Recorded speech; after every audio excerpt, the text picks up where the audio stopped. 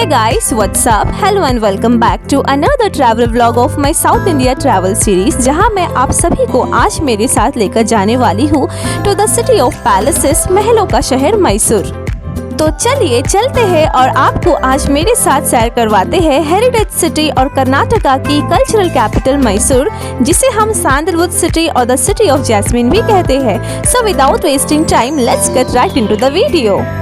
वैसे घूमने के लिए मैसूर शहर अपने आप में ही बहुत खूबसूरत जगह है, लेकिन फिर भी कुछ फेमस प्लेसेस है जिसको हम आज के फुल डे व्लॉग में दिखाने जा रहे हैं, जिसे आपको ज़रूर विजिट करना चाहिए अगर आप मैसूर घूमने जा रहे हो तो। Mysore is noted for its heritage structures and palaces, including the Mysore Palace, and for the festivities that take place during the Dussehra festival, when the city receives hundreds of thousands of tourists from around the world. It lends its name to various art forms and cultures such as Mysore Dussehra, Mysore painting, the sweet dish, Mysore Pak, Mysore Masala Dosa, brands such as Mysore Sandal Soap, Mysore Peta, and the Mysore Silk Sarees.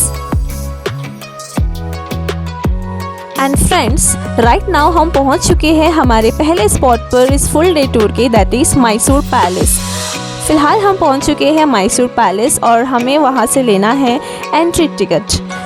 यहाँ से हमें entry ticket ले करके हमें जाना है Mysore palace के अंदर। और अब जो देख रहे हैं ये मैं मैसूर पैलेस के गेट के अंदर जा चुकी हूँ, लेकिन अभी तक पैलेस के अंदर गई नहीं हूँ। आपको हम पैलेस के अंदर की फुटेजेस भी दिखाने वाले हैं।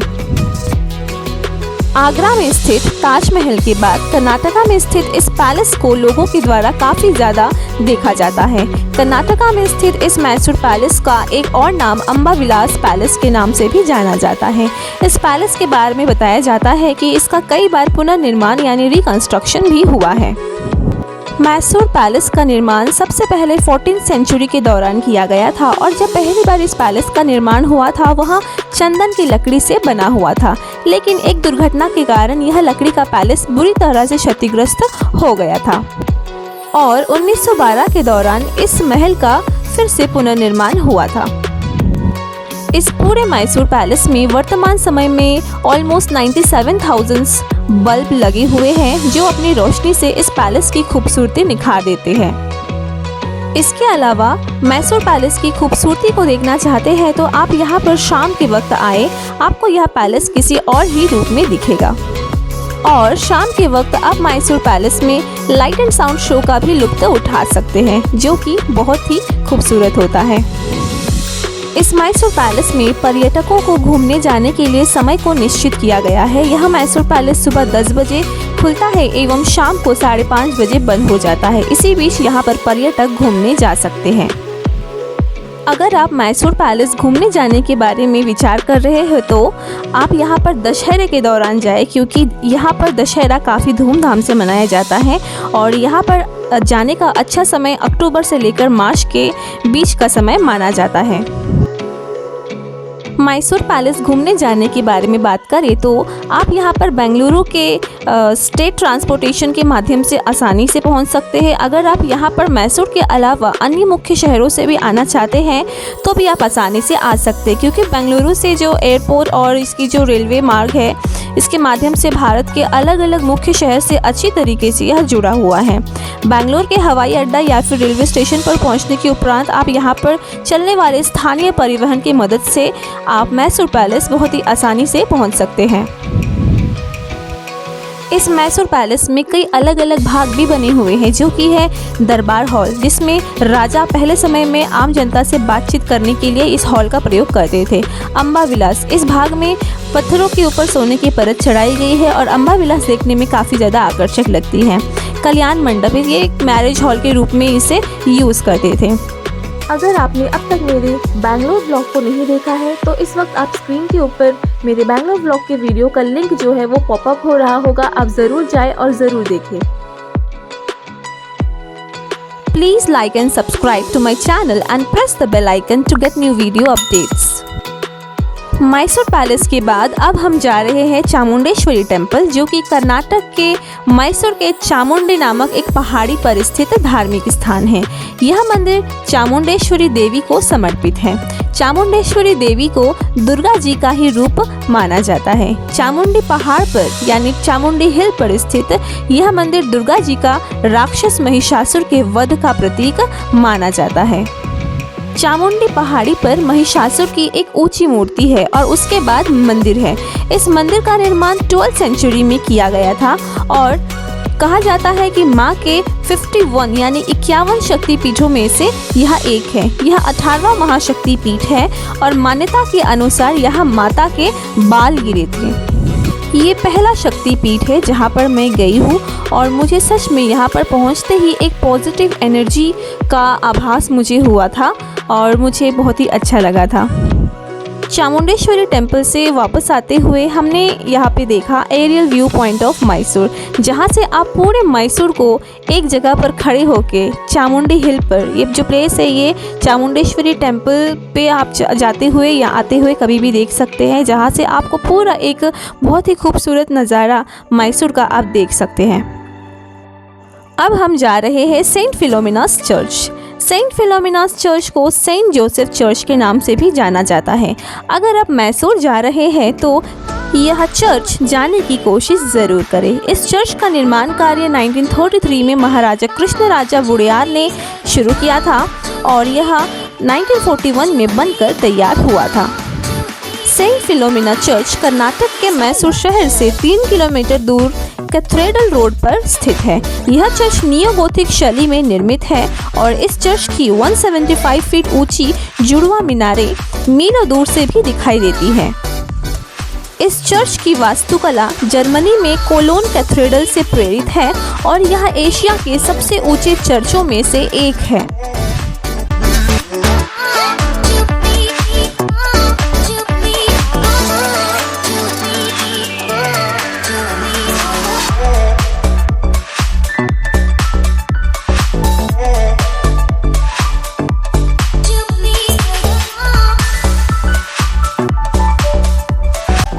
और ऐसे ही कृष्ण सागर डैम के खूबसूरत सनसेट को देखते हुए हम जा रहे हैं हमारे नेक्स्ट डेस्टिनेशन, जो कि है वृंदावन गार्डन। वृंदावन गार्डन भारत के कर्नाटक राज्य के मैसूर नगर में स्थित एक बहुत ही फेमस टूरिस्ट स्पॉट है और यह जो गार्डन है यह कावेरी नदी में बने कृष्ण सागर डैम के साथ में सटा हुआ है। इस गार्डन का सबसे मेन अट्रैक्शन जो है वो है म्यूज़िकल फाउंटेन शो, जिसमें संगीत की लहरों पर झूमते नाचते पानी के फव्वारों का एक छोटा सा शो होता है और इस विशाल गार्डन में आप बोटिंग का आनंद भी उठा सकते हैं और मैसूर के पर्यटकों को वृंदावन गार्डन देखने के लिए ज़रूर जाना चाहिए। शाम होने के बाद वृंदावन गार्डन में बहुत ही म्यूज़िकल वे में जलती बुझती रोशनी और म्यूज़िक के साथ पानी के फव्वारे का नृत्य देखने के लिए यहाँ पर भीड़ जमा रहती है। इस वक्त मैं गार्डन के अंदर हूँ और मैं चल कर जा रही हूँ जहाँ पे होने वाला है थोड़ी ही देर में म्यूज़िकल फाउंटेन शो। और यह शो कुछ इस प्रकार होता है जैसे कि आप इस वक्त स्क्रीन पर देख रहे हैं।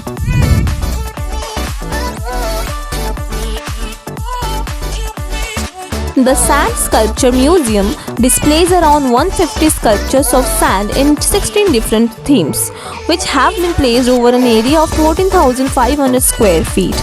These sand sculptures have been created using more than 115 truckloads of sand. Various interesting themes have been used at the museum, ranging from Mysore heritage, wildlife, culture, instances from different religious epics and fairy tales and stories. Created with sand and water and a small amount of glue, these sand sculptures captivate every visitors with their entrancing beauty. Although sand sculptures are usually created on beaches for a short period of time, at this museum these sculptures are protected from sun and rain. Insecticides are also used to protect them from insects.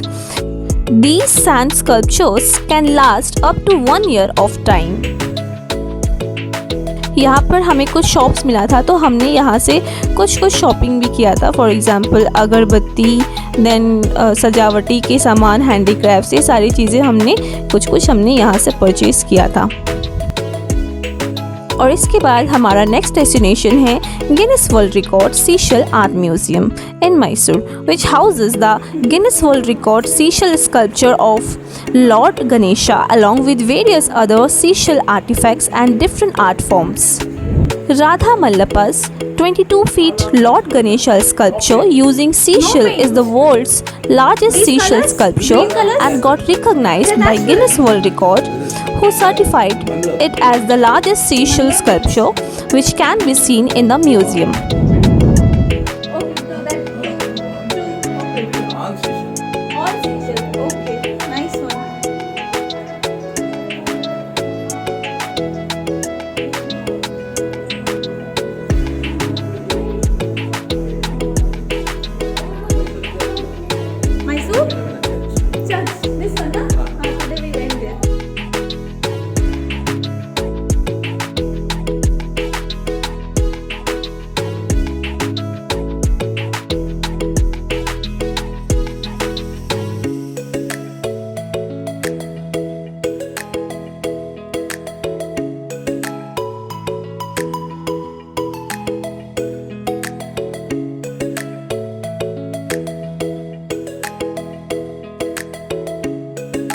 और यहाँ से आप seashell से बनी हुई बहुत सारी jewelleries, की चेन्स और भी बहुत सारी आर्टिकल्स आप यहाँ से परचेज़ भी कर सकते हैं। मिरर्स, मैंने यहाँ से अपने नाम के लेटर का की चेन लिया था।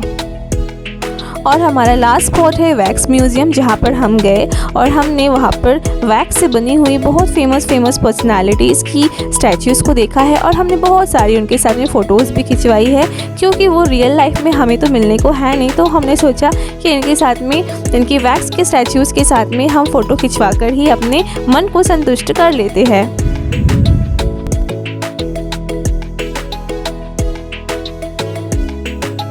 तो दोस्तों, आज का व्लॉग हम यहीं पर समाप्त करते हैं। Well, that's all I have for you today. Thanks for watching. If you enjoyed my video and want to hear from me again, be sure to hit the like and subscribe button before you go.